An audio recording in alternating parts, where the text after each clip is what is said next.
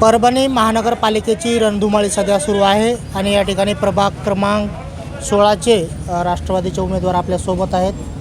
तुम्ही या ठिकाणी वार्ड क्रमांक 16मधून या ठिकाणी परभणी महानगरपालिकेची निवडणूक लढत आहेत. काय सांगायचं आहे, कसं मतदारांशी आपण सामोरे जात आहेत?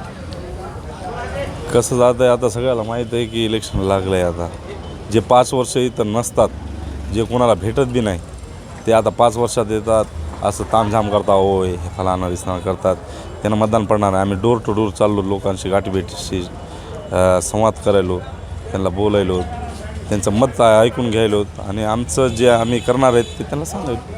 काय मुद्दे आहेत तुमचे, कोणत्या गोष्टी तुम्हाला या प्रभागामध्ये करायच्या आहेत की जेणेकरून तुमच्या प्रभागाचा विकास करण्यासाठी आपण या ठिकाणी जनसेवेत असतात, सुरुवातीपासून आपण लोकांमध्ये असतात, लोकांमध्ये आपलं काम आहे. तर या निवडणुकीमध्ये आपले कोणते मुद्दे घेऊन आपण लोकांसमोर जातो? सगळ्यात पहिले आमच्या एरियामध्ये सगळ्यात मोठा त्रास, जे पब्लिकला त्रास, नागरिकांना त्रास आहे, ते म्हणजे रेल्वे गेट.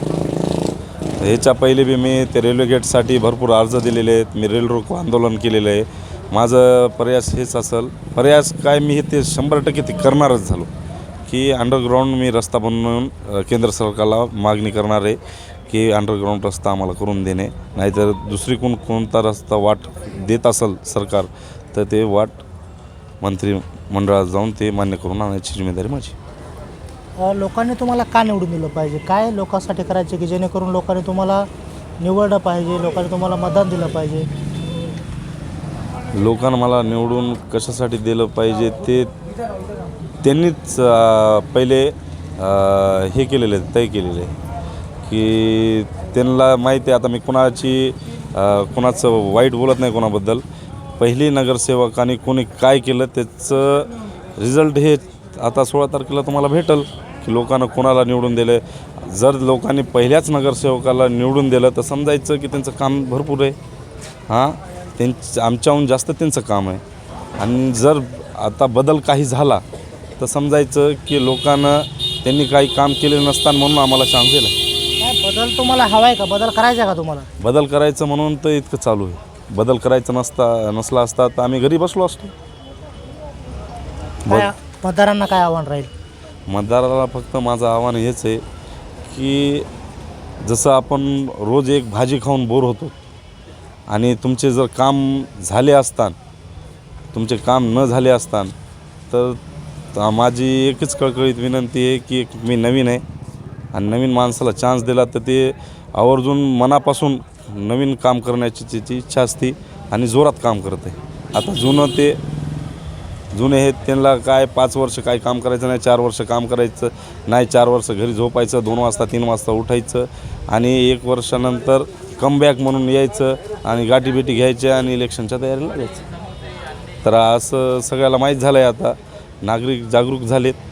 तर मला सगळ्यावर भरोसा आहे, माझ्या मायबाप जनतेवर, माझ्या बहिणीवर, की मला ते आता यावर्षी मला चान्स देताना पूर्ण खात्री आहे? पूर्ण 100% खात्री आहे. वार्ड क्रमांक 16मधून या ठिकाणी निश्चित जे उमेदवार आहेत, राष्ट्रवादीचे उमेदवार, त्यांना पूर्ण खात्री आहे की या ठिकाणी निश्चित यावेळेस जनता त्यांना तारल्याशिवाय राहणार नाही. आणखी देखील आपल्यासोबत या ठिकाणी दुसरे देखील उमेदवार आहेत जे की वार्ड क्रमांक 16मधून ते देखील निवडणूक लढवणार आहेत. त्यांची देखील भूमिका काय आहे हे पाहणं आपल्याला गरजेचं आहे. नाव सांगा सुरुवातीला तुमचं. विनोद साहेबराव कोणकुटे. काय सांगायचे, तुम्ही देखील 16मधून राष्ट्रवादीकडून निवडणूक लढवत आहे, काय भूमिका आहे, कशा पद्धतीने लोकांचा तुम्हाला प्रतिसाद मिळतो? आता याबद्दल बोलायचं झालं तर मागच्या नगरसेवकांनी, मनपा सदस्यांनी अशी कुठली म्हणजे निर्णायक कामे केली नाहीत वार्डामध्ये आणि येत्या 5 वर्षानंतर लोकांना चेहरे दाखवत आहेत. तर लोकांची अपेक्षा हीच आहे की बाबा हे लोक काही करतच नाहीत. जे की मूलभूत सोयीसुविधा पाहिजेत त्या यांना पुरवल्याच नाहीत त्यांनी. आणि ऐन वेळेला यांनी कुठला तरी फंड आणायचा, आणून टाकून द्यायचा वार्डामध्ये, आम्ही कामं करतो आहे. अरे 5 वर्ष तुम्ही तोंडही दाखवत नाहीत आणि सरत्या शेवटी 5 वर्षाला तुम्ही जशी इलेक्शन लागले की तुम्ही येत आहे, फंड टाकताय आणि सांगताय की आम्ही कामं आणायलो. तर याबद्दल माझी भूमिका अशी आहे की त्या भूमिकेनुसारच आम्ही समोर आलो आहेत की त्यांनी कामं केली नाहीत म्हणून. सगळ्यात जास्त फंड राष्ट्रवादीनं दिलेले आहेत. या ठिकाणी सध्या लोकशून्य आहे, लोकांना कळतं आहे. पण नेमकी तुमची जी भूमिका आहे, कारण राष्ट्रवादीमध्ये राष्ट्रवादी देखील या ठिकाणी सध्या सत्तेमध्ये आहे आणि या ठिकाणी तुम्ही देखील या ठिकाणी इथल्या नगरपालिकेच्या सत्तेमध्ये येण्यासाठी धडपड करतायत.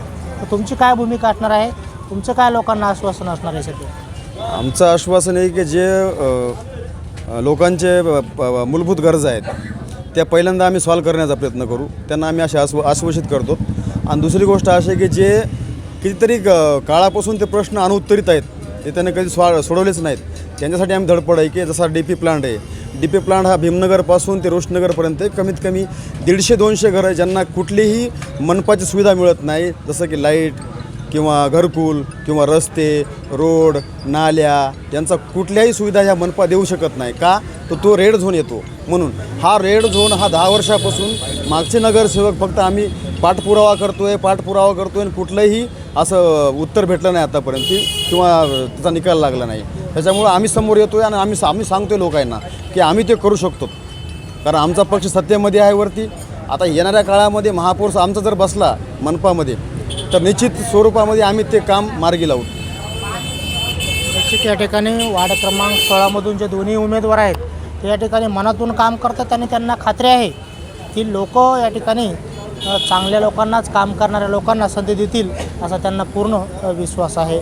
तर निश्चित येणाऱ्या काळामध्ये नेमका कशा पद्धतीनं जनता त्यांना कौल देईल हे देखील पाहणं तितकंच गरजेचं आहे. कॅमेरामन दत्तासह मी श्रीमंत Khandekar, news Maharashtra one channel.